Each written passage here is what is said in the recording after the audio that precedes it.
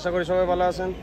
আজকে ঘটনাটা হলো এই মানুষ করবো হেলমেট বল লাগা কই যাই, এই তো আমার বাহন লইয়া এখন যাইমু। কালকে একটা রেল দুর্ঘটনা হয়েছিল জাটিঙ্কা লামপুরের ডিস্টেন্স এই জায়গা থেকে হইলো 80 কিলোমিটার শিলচর থেকে। এখন যাইমু বাইক নিয়ে 80 কিলোমিটার ডিস্টেন্স কত সময় কভার করি দেখি। এখন তো টাইম বাজে গেছে 12:07, তো কত সময় লাগবে এখান থেকে যেতে। এই জায়গা করে আছি এখন আমি এখন মধুরমুখ। এই জায়গা থেকে তো লামডিংয়ের রাস্তা, নগাঁও রাস্তা, গুয়াহাটি রাস্তা, হাফলং রোড। এই হলো আমার বাহন। এই 80 কিলোমিটার ডিস্টেন্স ওখান থেকে কত সময় গিয়া কভার করি যাইতে থাকি বাহন লইয়া। তাইলে স্টার্ট আমার বাইকের জার্নি।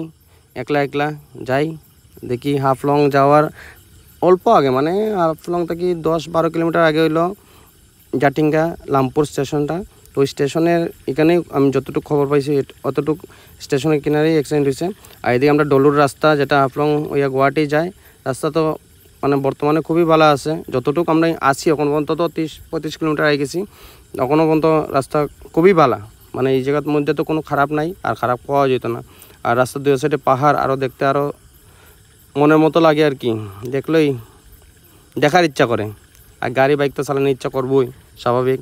আর আজকে প্রাইভেট গাড়ি কিছু চলে দেখছি, কারণ হইল ওই ইলেকশনের লাগি অন্য গাড়ি বন্ধ হয়ে গেছে। আর মানুষ ফাঁসি গেছে লামডিং আইয়া, যে ট্রেন আইসে না এদিকে, আমরা শিলচরের দিকে আইসে না ট্রেনটা। তো ওই কারণে লামডিং থেকে মানুষ প্রাইভেট গাড়ি রিজার্ভ করিয়া, নাহলে 5-6 জনে মিলিয়া ওইরকম করিয়া গাড়ি সব লইয়া তারা। আর এমনি প্রাইভেট গাড়ি ভাড়াও আসলো প্রায় 15,000 টাকার মতো। কালকে রাত্রে আমি একজন লাগে খবর নিয়ে দেখছিলাম, তো 15,000-এর মতো।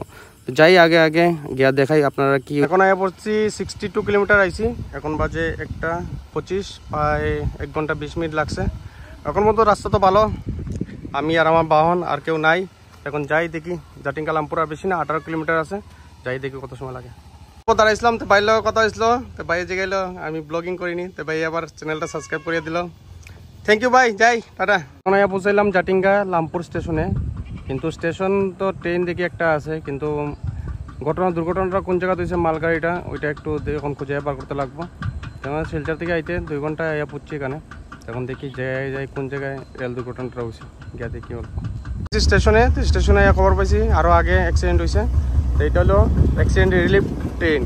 তো এইটা দিয়া ওই জায়গায় অ্যাক্সিডেন্টের জায়গায় কোনো মানুষ অসুস্থ হইলে রিলিফ করার লাগি মেডিকেল ভ্যানও আছে লগে, আর বাইক রাখিয়ে দিচ্ছি এখানে। এখন যাইলাম ওইদিকে ট্রেকে আটি 1 কিলোমিটার যেতে লাগবো, ওইদিকে গাড়ির রাস্তা নাই, তো ওই কারণে এখন আটিয়া দেখি। যখন গাড়ির রিকভারি থাকে, এটা হলো ট্রেনের রিকভারি। যেরকম গাড়ি অ্যাক্সিডেন্ট হইলে রিকভারি দিয়ে উঠায় কোনো জায়গায় পড়লে, তো এটা হলো ট্রেনের রিকভারি। ট্রেন কোনো অ্যাক্সিডেন্ট হইলে এটা দিয়ে এটা রিকভারি করে।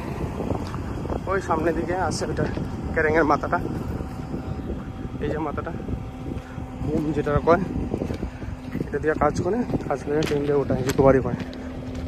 এই যে এই লাইনের দিকে 1 কিলোমিটার হাঁটতে তো 1 কিলোমিটার উপরে আই গেছি। আরও বলে 1 কিলোমিটার আগে স্টেশনে জিজ্ঞেসলাম, কইছে 1 কিলোমিটার। এরপরে এখন 1 কিলোমিটার মতো স্টেশন তো দেখাই যায় না, এদিক থেকে দেখো স্টেশন দেখা যায়নি। তখন জিগেলাম বলে আরও 1 কিলোমিটার বলে। যাই আটিয়া এটার রেল লাইন, অন্য রাস্তা নাই, গাড়ির রাস্তা দিকে গেলে বলে রেল লাইন পাওয়া যায় না।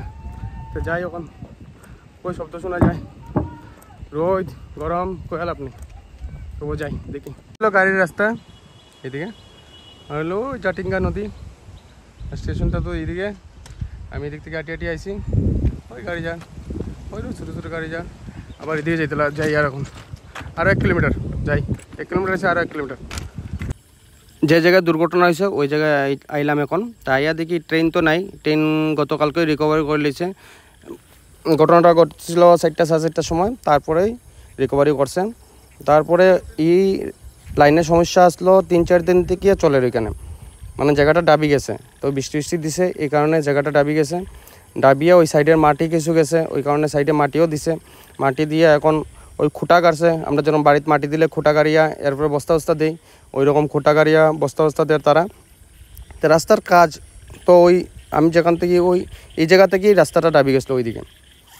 এখানে একটা ব্রিজ আছে, ব্রিজ পার করিয়েই রাস্তাটা ডাবি গেছিলো। ওই ডাবার কারণে লাইনটা আউট হয়ে গেছে দেখিয়া ওই মালগাড়ির চাক্কাটা বাইরে গেছে, বাইরে গিয়া ওই অ্যাক্সিডেন্টটা হয়েছে। তো আর তাড়াতাড়ি কাজ শেষ হয়ে যাব, এর মধ্যে সম্পূর্ণ খবর নিয়ে দেখলাম যে 1-2 দিনের মধ্যে এই রাস্তা মানে ঠিক হয়ে যাব, এর মধ্যে আবার স্বাভাবিক হয়ে যাব, আগের মতো রেল চলাচল শুরু হয়ে যাব। তো ভালোই কথা, কেন ট্রেন বন্ধ হইলে বহুত অসুবিধার সম্মুখীন হইতে লাগে মানুষের। তো এখানে তাড়াতাড়ি রাস্তা ঠিক হয়ে গেলে তাড়াতাড়ি চলবে।